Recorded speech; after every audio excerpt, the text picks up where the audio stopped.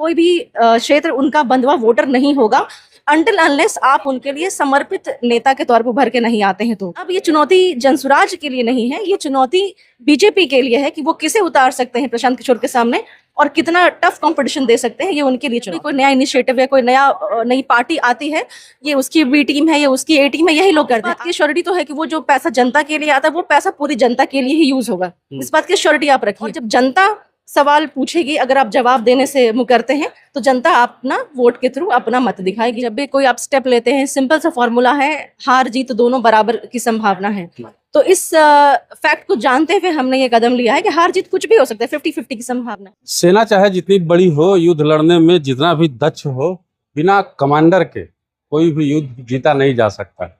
पिछले विधानसभा चुनाव में जनसुराज और प्रशांत किशोर से भी यही गलती हुई। सेना बड़ी हो गई, सारे जो है मैदान में उतर गए, लेकिन कमांडर ने चुनाव लड़ने से इनकार कर दिया, जिसके बाद हश्र जो होना था वही हुआ।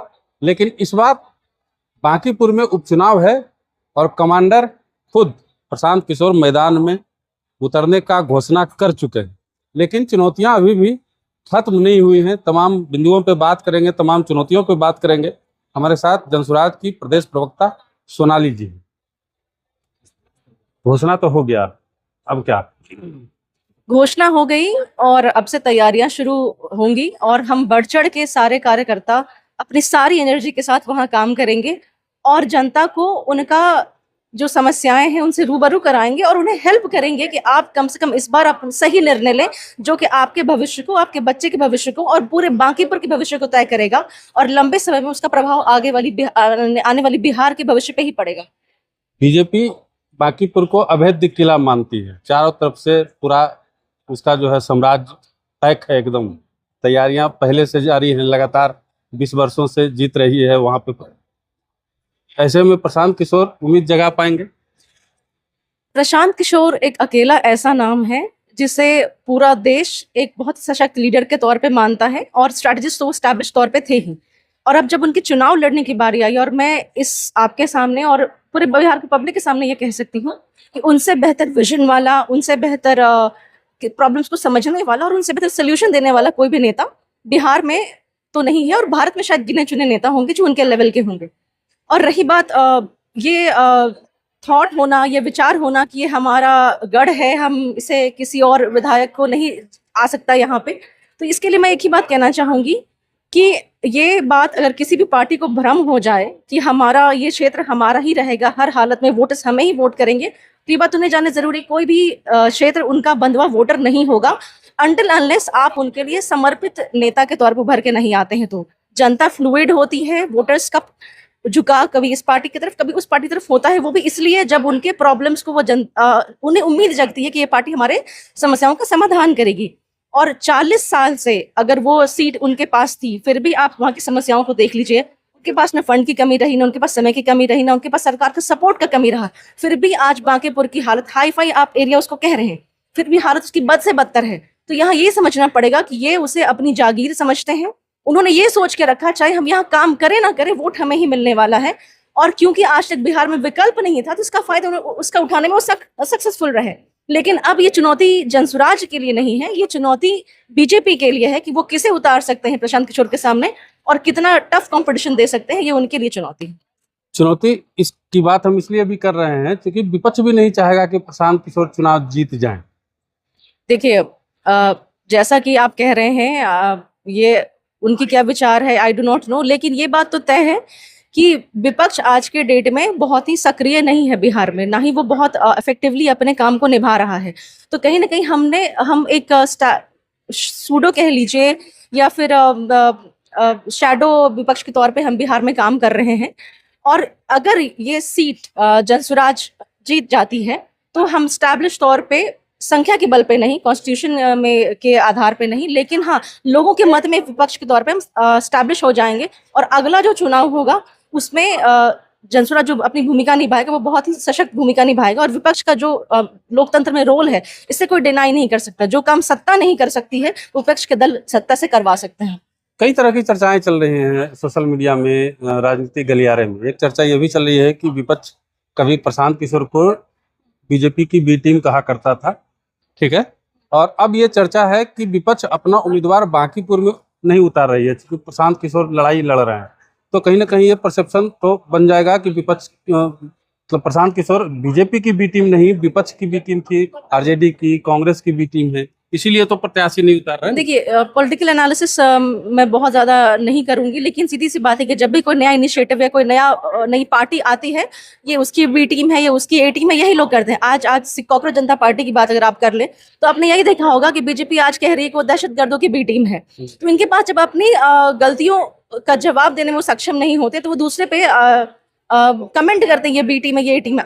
आपने अभी तक सत्ता में रह के जनता का विश्वास आप नहीं जीत पाए, या विपक्ष में रह के आपने विपक्ष का काम नहीं किया, आप लोगों के बीच वो पॉपुलैरिटी नहीं बना पाए, तो आप इस बात को नेगेट करने के लिए आप यही सब स्टेटमेंट्स देते हैं। और जनसुराज आप समय 3 साल हो चुका है धरातल पे उतरे हुए, लेकिन आप देखते रहिए बहुत सारे कयास लगाए गए, लेकिन अंत में अभी तक कुछ भी ऐसा कुछ भी जनता को देखने को नहीं मिला। तो आगे और भी ऐसे स्पेकुलेशन कयास लगाए जाएंगे, लेकिन जनता इंडिपेंडेंट जनसुराज बॉडी है, जनता को यही देखने को मिलेगा, वो अपनी विचारधारा पे ही लड़ेगी। कहने को तो बांकीपुर राजधानी पटना का मतलब हर्ट है, लेकिन यहाँ पे जो समस्याएं हैं आम लोगों की, जल जमाव हो तक की समस्याएं हैं, या झुग्गी झोपड़ी वालों की जो समस्याएं हैं, खास करके निचले तबकों में शिक्षा की जो समस्या है, स्वास्थ्य की जो समस्या है, प्रशांत किशोर जीत भी जाएंगे तो इन समस्याओं का समाधान हो जाएगा क्या? देखिए, प्रशांत किशोर से क्या होगा?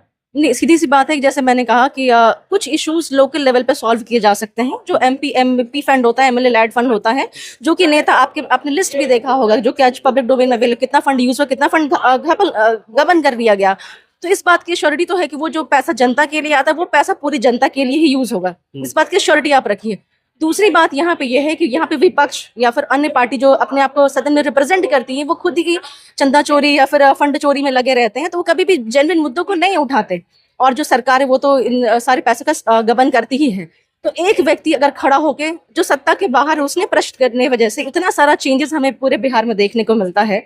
अगर वो सदन में खड़े होके तथ्यों के साथ सारे मुद्दों को उठाएगा, तो आपको हमें ये क्यों नहीं लगता कि सरकार पे दबाव बनेगा, जनता उनसे सवाल पूछेगी, क्योंकि सवाल पूछने के लिए प्लेटफॉर्म चाहिए। और एक प्लेटफॉर्म सदन मिलेगा जनसुराज को, जिससे वो उचित प्रश्न पूछेगी, जनता संबंधित प्रश्न पूछेगी, और सरकार बाध्य होगी इन सारे प्रश्नों का जवाब देने के लिए, जो कि अभी सरकार कन्नी काट के निकल जाती है। तो मुझे लगता है कि प्रश्न पूछने से भी हम बहुत दबाव बना सकते हैं, जनता को जागरूक कर सकते हैं। और जब जनता सवाल पूछेगी, अगर आप जवाब देने से मुकरते हैं, तो जनता अपना वोट के थ्रू अपना मत दिखाएगी। अंतिम सवाल मेरा ये रहेगा कि प्रशांत किशोर की पार्टी है जनसुराज, और बहुत बड़े राजनीति के प्रकांड जो है विद्वान माने जाते हैं, पूरा एनालिसिस रहता है, पूरी टीम है इनके पास। तो पार्टी के अंदर तो चुनाव लड़ने से पहले आकलन किया गया होगा, जीत का कितना चांसेस आप लोग अनुमान लगाएं? देखिए, सीधी सी बात यहाँ पे कि जब भी कोई आप स्टेप लेते हैं, सिंपल सा फॉर्मूला है, हार जीत दोनों बराबर की संभावना है। तो इस फैक्ट को जानते हुए हमने ये कदम लिया है कि हार जीत कुछ भी हो सकता है, 50-50 की संभावना है। रही बात लोगों की भावना को कद्र करना, कार्यकर्ता की भावनाओं को कद्र करना, और जो बाकी पार्टियां नहीं करती हैं अपनी गलतियों से सीखना, वो हमने करने का कार्य किया है। जो सवाल उठे, हमने सबको सोचा, अध्ययन किया, उसके बारे में मंथन किया, और उसके बाद निर्णय लिया कि प्रशांत किशोर जी चुनाव लड़ेंगे। अगर उनके चुनाव लड़ने से जनता के मनोबल पे, उत्साह पे फर्क पड़ता है, तो डेफिनेटली ऐसे व्यक्ति को उतरना चाहिए जिसे जनता नेता के तौर पे देखना चाहती है। और संभावना की बात आपने कही, ये आज भी हम यही कहेंगे 50-50 की संभावना है, जो कि हमेशा रहता है। बीजेपी के बॉस की सीट है, बीजेपी के लिए प्रतिष्ठा की लड़ाई है, ऐसे में तो सवाल तो है ना, बहुत सारे सवाल हैं। यही बात है कि कभी भी जो इलेक्शन रहा है, ये जनता के लिए नहीं रहा है, बीजेपी के लिए हमेशा ये प्रतिष्ठा, ईगो या फिर अपने आप का दबदबा बनाने के ही उन्होंने मुद्दा बनाया है। ये सीट हमारी है, ये सीट आप वहां पे उस पार्टी के थ्रू उस साल चुनाव लड़ रहे हैं, ये सीट आपकी नहीं है, ये जगह जनता की है। अगर जनता चुनेगी तो आप वहां के सर्वेंट के तौर पे चुने जाएंगे, जो पब्लिक का काम करने के लिए होता है। तो यही माइंडसेट को हम चेंज करने की बात कर रहे हैं। कोई भी सरकारी नौकर होता है, अफसर नहीं होता। अगर नेता होता है, वो जनता का सेवक होता है। तो अगर ये लगता है उनका गढ़ है, मैं फिर वही कहूंगी कि आप बहुत बड़े भ्रम में हैं। और जिस ढंग से हर राज्य में भाजपा को विरोध देखना पड़ रहा है, बिहार में भी जनता विरोध उनका कर रही है। वो दिन दूर नहीं है कि उन्हें बहुत जल्दी अपनी असलियत दिखाई पड़ने वाली है जमीन पे। चलिए, सोनाली जी को सुन रहे थे आप। भले ही बांकीपुर बीजेपी के बॉस का सीट है, बीजेपी के लिए प्रतिष्ठा की लड़ाई है, लेकिन प्रशांत किशोर ने इस लड़ाई को मनोरंजक बना दिया है। देखना होगा कि बांकीपुर की जनता इसे कैसे लेती है। प्रशांत किशोर ने इस लड़ाई में अपना मतलब खुद उतर करके इस लड़ाई को रोचक बना दिया है। अब बांकीपुर की जनता पे है, वो विकास चाहता है, बदलाव चाहता है, या फिर से जो है वो किला बीजेपी के पास ही रह जाता है। ये देखने वाली बात है।